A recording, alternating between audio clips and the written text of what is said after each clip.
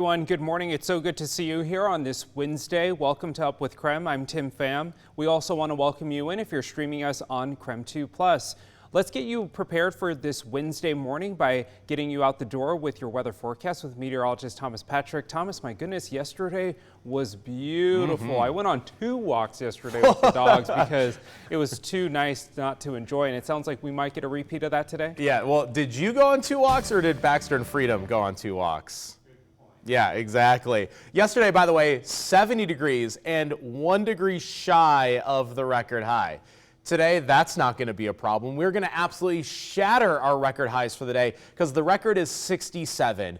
I'm forecasting 75. That is 8 degrees above the record. So even at our coldest of forecasts, we would still break that record either way. So get ready for an awesome day weather-wise, at least during the daytime hours. When we get into the evening, there will be a chance for some thunderstorms. Maybe just 1 or 2 storms in total, but among those, it is a strong thunderstorm chance. So you just want to make sure that you're aware of that potential heading into the evening hours. So 2 very large headlines for us with record temperatures first during the day and then a thunderstorm chance heading into the evening. I think I'm timing this at around 9 o'clock or later for that chance, but isolated activity at most. So if you're inside and indoors by 9 p.m. tonight, you shouldn't have to change any of your plans for the day. Here's a live look at the traffic impact this morning. This is I-90 and State Line there at the Washington-Idaho border. Right now, not seeing a lot of major traffic problems at this hour. Still dark and early. Can't tell if that's some patchy fog. Maybe we can get some clarity on that, or if it's just the graininess of the camera. But either way, no major issues on the roadways. On Up with KREM, we bring you weather and traffic together every 30 minutes. An update for you now. This morning, we are learning about a 14-year-old boy who has been arrested for the deadly shooting of another teen in Moses Lake. We also now know Mario Amescua Centano, a 14-year-old student at Frontier Middle School, was shot and killed. Police say the suspect, who is from Mattawa, was arrested at Cad Lake Hospital in Richland on Monday night. The teen was getting treatment for a gunshot wound to his lower leg. Detectives believe it was self-inflicted during the shooting. The suspect was booked into juvenile detention for first-degree murder. Police say 4 other people ranging in ages from 13 to 26 were hospitalized after Friday's drive-by shooting. Meanwhile, a 19-year-old murder suspect waived his right to extradition. Cougar Devereaux was arrested in Colorado last week. Spokane police say he is connected to a gang-related murder of another teen last summer. Spokane County officials will pick up Devereaux within the next 30 days to bring him back here to face charges. This morning, new numbers show a local family emergency shelter had a record year in 2024. They rehoused more than 800 people.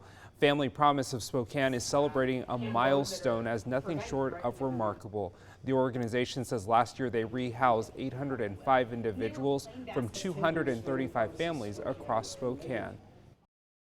We are really focused on how do we end homelessness, not how do we run more shelters, how do we do more programs, but how do we actually end homelessness for families in our county.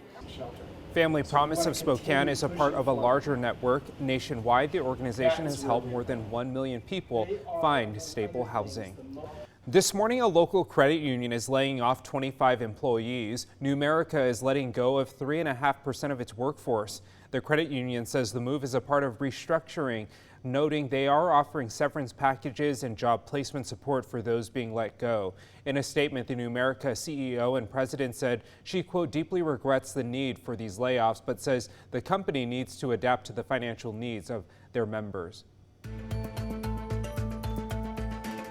This morning in Boomtown, Greater Spokane Incorporated presented new initiatives coming to the Inland Northwest in 2025 as the region continues to grow. KREM 2's Regan Gallo was at the annual State of the Region address. Regan, tell us more about what the goals are for this year. Good morning.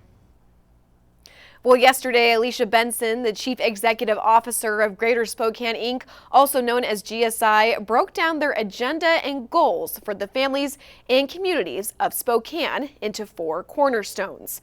Cornerstone 1, convening around critical issues, which includes expanding attainable housing to attract workforce, advanced transportation projects, and more. Cornerstone 2, strengthening workforce infrastructure. This focuses on a new 5-year partnership called In Schools, which aligns businesses and school districts to support a strong economy. Our future depends on growing and keeping our own talent. That means helping students explore careers early, making sure they have places to live, and ensuring that families have access to affordable child care. Cornerstone 3, supporting small and underserved businesses. To do so, GSI is launching a free member partnership. It is also applying for grant funding to distribute more than $150,000 for the Spokane Inclusive Business Catalyst Program. The fourth and final cornerstone is cultivating the innovation economy.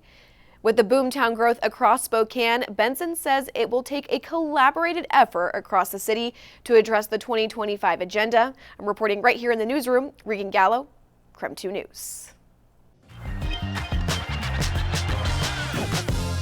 The Mariners begin the regular season tomorrow night for their home opener against the Athletics.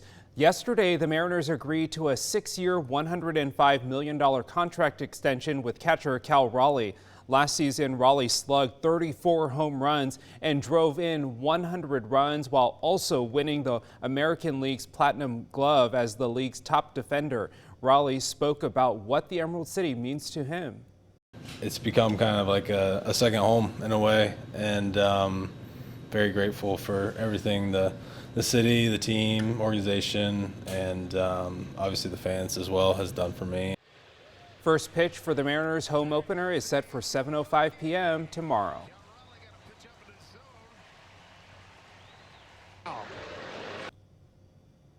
All right, we will get back to more of that. In the meantime, we do want to check in with their weather forecast because it is going to be a beautiful day today. Here's a live look at temperatures right now. Yeah, and while it's just cool enough to warrant a jacket this morning, Tim, it is going to be more than warm enough this afternoon. So 46, the official temperature right now in Spokane. Expected high 75 degrees. That would actually be our warmest March day on record in Spokane history, with records dating back to 1881. That's 144 years ago, if I'm doing my math correctly. But here is the storm system that is going to barrel into the northwest, provide a lot of thunderstorms, especially for the west side, but a chance for the inland northwest as well. A marginal risk for severe weather, meaning that there is a potential for not only heavy rain and lightning, but also hail and high wind.